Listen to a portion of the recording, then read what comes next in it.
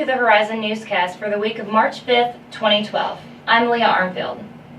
Ben & Jerry's has been making ice cream for more than 30 years, and co-founder Jerry Greenfield recently visited IU Southeast.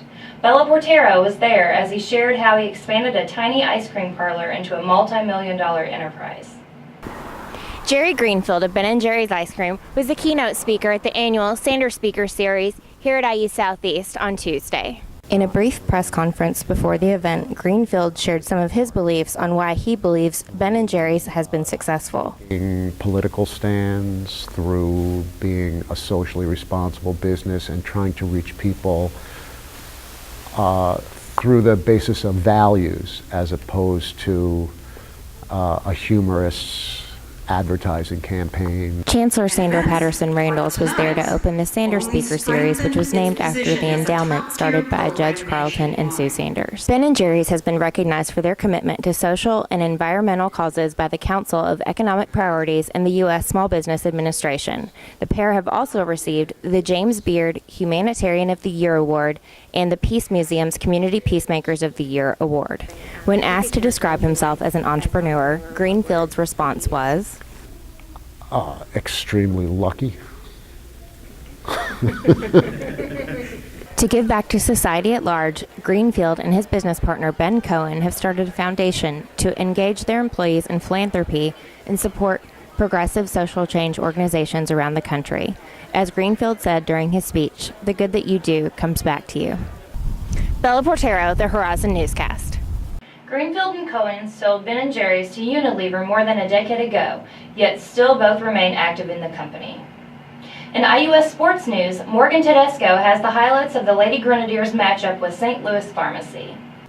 The Lady Grenadiers opened their postseason at home tonight against KIAC opponent St. Louis College of Pharmacy. With a win, IUS will move on to conference semifinals to battle Alice Lloyd. IUS jumped ahead of St. Louis College of Pharmacy early and never looked back. The Lady Grenadiers swept the Lady Eutectics with a final score of 87-21. Senior Ashmere Woods had this to say for her hopes in the postseason. We're going to win and we're going to bring the championship back. Coach Robin Fairs talks about the preparation his team will need in order to win the championship. I think we're getting there, and I think it's the right time, right at tournament time. We're getting our defense where we want it, so hopefully we got one more practice to try to get a little bit better at it. I'm Morgan Tedesco, the Horizon Newscast. To catch up on tournament play, visit iusathletics.com. Indiana University recently commissioned a study to find out the economic impact that all IU campuses and IU Health have on Indiana. Jonathan Cates tells us the details of the study. Conducted by Tripp Umbach, a leading economic analysis firm, results show that Indiana University and IU Health combined to generate $11.5 billion in the state's economy during the 2010 and 2011 fiscal year. They also created 100,031 jobs, being the state's #1 employer. The study also shows how much each campus contributes. Jenny Johnson-Wolf, the Director of Communications, tells us how much IU Southeast impacts the state's economy. So what the study shows about Indiana University Southeast is that we have a $124 million impact on the state of Indiana's economy. So that's a pretty big number. And it comes from our alumni, our faculty, our staff, the purchases that Indiana University make in this part of the state, as well as the salaries that we pay. The study that was used by Tripp Umbach was the M-Plan study. Eric Schonsberg tells us how this works. You could talk about the effect of attracting grad students to IU Bloomington or across the river from Louisville to IUS. So there's a number of things that have to be measured, and then you have to make assumptions about what are called multiplier effects. The effect of that first dollar, how does it ripple out and become more than a dollar? And so a lot of times there are assumptions made, and they do the best they can. From the University Center, I'm Jonathan Cates, the Horizon Newscast. If you would like further information about this study, go to innovate.indiana.edu. The FAFSA deadline is March 10th, and many scholarship deadlines are approaching as well. It is important for students to know what financial options are available for the upcoming school year. Hall of Fame coach Denny Crum spoke with me about his scholarship foundation and how it is available for students at IU Southeast.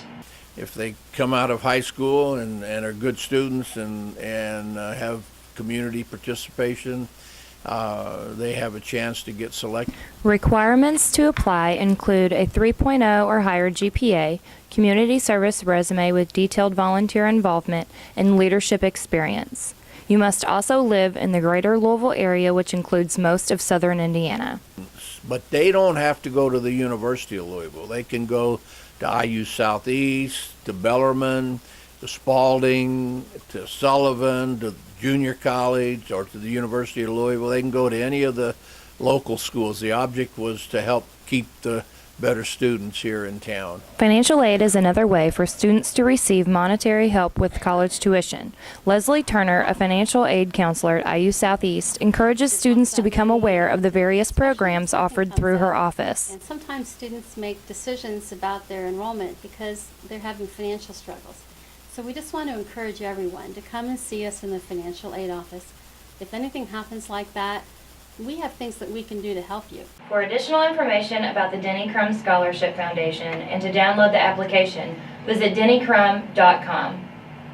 The IUS Department of Information Technology recently updated its version of the technical support program BOMGAR. Raymond Schutt shed some light on what the update could mean for the campus. Difficulties in IU Southeast technical support prompted the IT department to look for more user-friendly security software. BOMGAR is a merger of technical support from both the Bloomington and Indianapolis campuses to help staff members with their computer problems. I know the initial reaction when we sent the email out to faculty and staff members was, oh, thank God, this was, a terrible process sort of thing, but I have not gotten any feedback from any users yet. I'm just happy to see that it happened. It was kind of a thing that it was a frustration for anyone that had ever used BOMGAR. Unfortunately, we were unable to interview any staff to see their reaction to the change in the BOMGAR software. I'm Raymond Schutt with the Horizon Newscast. The main goal of the program is to make the connection between general help staff and those seeking technical help easier and more efficient. For IT help or other technological concerns, contact the IT Help Desk at 812-941-2447. Thank you for watching the Horizon Newscast. Tune in next week for more coverage on all things IU Southeast. Again, I'm Leah Armfield. Have a great week.